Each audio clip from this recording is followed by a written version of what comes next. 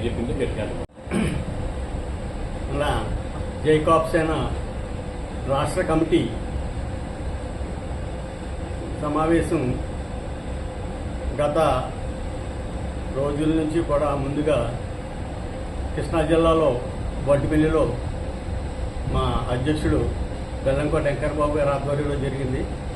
తదుపరి గుంటూరు జిల్లా మంగళగిరిలో మా రాష్ట్ర వర్కింగ్ ప్రెసిడెంట్ మండబాబు గారు కొండరావు గారి ఆధ్వర్యంలో జరిగింది. తదుపరి ఈ కాకినాడ జిల్లాలో మా ప్రధాన కార్యదర్శి బసవ ప్రసాద్ గారు అలాగే సూత్ శ్రీనివాసరావు ఆధ్వర్యంలో ఈ సమావేశాలు జరిగినాయి. తదుపరి కోనసీమ జిల్లా అలాగే ప్రతి జిల్లా నుంచి కూడా ఒక నెల గ్యాప్లో మొత్తం రాష్ట్రంలో ఉన్న 26 జిల్లాలో కూడా కవర్ చేసి మన కాపు కేడర్లో ఒక ఉత్తేజం తీసుకురావాలనే దృక్పథంతో ఈ కార్యక్రమాలు చేయడం జరుగుతుంది. అసలు దీనికి ఈవేళ ఈ కార్యక్రమాలకి ముందుగా ప్రధాన కారణం గతంలో 1956 నుంచి కూడా ఏదైతే రెడ్డి రాజకీయాల్లో నలిగిపోతున్నటువంటి ఈ 5% రిజర్వేషన్ ఈ రోజుకి కూడా రెడ్డిల చేతిలోనే బలవుతుంది. ఆ రోజుల్లో దామోదరం సంజయ్ గారు ఇచ్చిన రిజర్వేషన్ కూడా ఈ రెడ్డి సామాజిక వర్గం మనకు లేకుండా చేశారు. తదుపరి 2014లో మన నారా చంద్రబాబు నాయుడు గారు తెలుగుదేశం పార్టీ అధ్యక్షులు సీఎంగా ఉన్నప్పుడు ఆయన కాపుల యొక్క పరిస్థితి గ్రహించి మనం ఎట్టి పరిస్థితుల్లో కూడా కాపులు మనలంటే ఉన్నారు, మనం కాపు సామాజిక వర్గానికి సహకరించాలనే భావనతో ఈ 5% రిజర్వేషన్ ఇవ్వాలనే ఉద్దేశంతో ఏదైతే కేంద్రం ఇచ్చినటువంటి ఈబీసీతో 10%లో 5% కాపులకు ఇవ్వాలని నిర్ణయించి ఆయన అసెంబ్లీ నుంచి కేంద్రానికి కూడా పంపడం జరిగింది. తదుపరి మా సామాజిక వర్గ దురదృష్టం కొద్దీ ఆ ప్రభుత్వం రాకపోవడం, తదుపరి వచ్చినటువంటి మళ్ళీ రెడ్డి ప్రభుత్వం చేతిలోనే ఈ ఫైల్ బలైంది. మరలా ఈ జగన్మోహన్ రెడ్డి గారు కాపుల మీద మరి కక్ష లేదో ఏంటో తెలియదు కానీ దీన్ని తీసుకెళ్లి తొంగలో తొక్కి పక్కన పాడేశారు.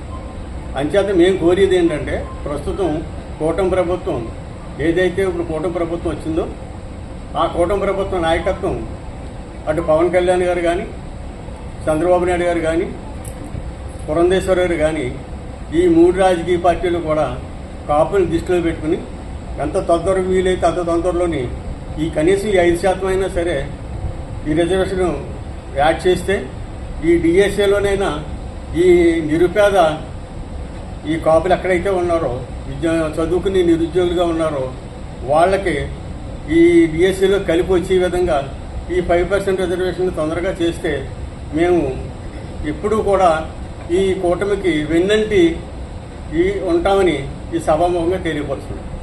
ఏదైతే కాపు కార్పొరేషన్ ద్వారాగా ఈ లోన్లు ఇస్తున్నారో అవి మా పర్సనల్గా మా ఉద్దేశం ఏంటంటే కాపు కార్పొరేషన్కి ఒక చైర్మన్ డైరెక్టర్లు ఉంటారు కాబట్టి మీరు ఇచ్చే లోన్లు ఏవైనా సరే ఈ కాపు కార్పొరేషన్ ద్వారా ఇచ్చిన ఎడల అవి గ్రామ స్థాయిలో ఉన్నటువంటి నిరుద్యోగ యువకులకి న్యాయం జరుగుద్దని మేము ఆశిస్తున్నాం. కాపు మన సంక్షేమ శాఖ తరఫున తదుపరి ఏదైతే మీరు ఇచ్చి సెలెక్ట్ చేస్తారో వాళ్ళకి వ్యాపారం కానీ చిన్న పరిశ్రమలు కానీ శిక్షణ ఇవ్వాలి. లోన్ ఇస్తే సరిపోదు, వాళ్ళకి శిక్షణ ఇస్తే ఆ శిక్షణలో వాళ్ళ ప్రాతినిధ్యం వాళ్ళు అందులో తరబిదు పొంది ఆ పెట్టుబడికి సరిపడా వ్యాపారం చేసుకుంటారు, వాళ్ళు దాంట్లో అభివృద్ధి చెందుతారు. అంతేగాని ఏదో లోన్ ఇచ్చేసాం సబ్సిడీ ఇచ్చేసాం అంటే అదంతా కూడా ఏమైపోతుంది ఎవరికి తెలియకుండా అయిపోతుంది. కంపల్సరిగా ఎవరికైతే లోన్ ఇస్తారో వాళ్ళకే శిక్షణ ఇవ్వాలి. శిక్షణ వ్యాపారంలో కానీ ఇండస్ట్రీలో కానీ వాళ్ళకి శిక్షణ ఇస్తే వాళ్ళకి న్యాయం జరుగుతుంది. అలాగే ఇప్పుడు ఇచ్చిన లోన్లు కూడా అరకొరగా ఉన్నాయి. గ్రామాల్లో వచ్చి 1-2 తప్ప అంతకన్నా ఎక్కువ లేవు. అంచేత ఏంటంటే ఇవి కొంచెం ఎక్కువగా ఇచ్చి ఈ నిరుపేద కాపులకి న్యాయం చేయాలని మన ముఖ్యమంత్రి గారికి, నారా చంద్రబాబు నాయుడు గారికి, అలాగే పవన్ కళ్యాణ్ గారికి, కూటమిలో పురంధేశ్వరి గారికి ప్రత్యేక ధన్యవాదాలు తెలుపుకుంటూ సెలవు. ఇప్పుడు ఈవేళ సామాజిక వర్గానికి పేద కుటుంబాలు బిలో పవర్టీ లైన్లో ఎక్కువ శాతం ఉన్నారు. వాళ్ళు ఏదైనా శుభకార్యం చేసుకోవాలంటే ఎక్కడికో వెళ్ళి పెద్ద పెద్ద కళ్యాణ మండపాల్లో చేయించుకునే పరిస్థితి కాదు.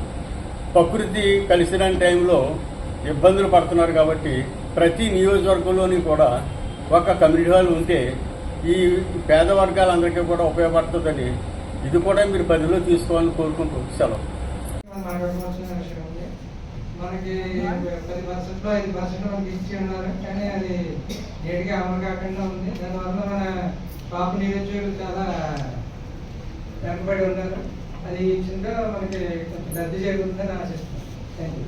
బాధాగా ఉందని చూస్తూ అలాగే ఈరోజు మేము ఈ జై కాప్సేన అనేది స్థాపించడానికి గల కారణం ముందుగా ఇప్పుడున్న మేమందరం కూడా కాప్ సంక్షేమ సేన అంటే సేవింగ్ దర్గా జోయి గారి ఆధ్వర్యంలో మేమందరం పనిచేస్తున్నాం.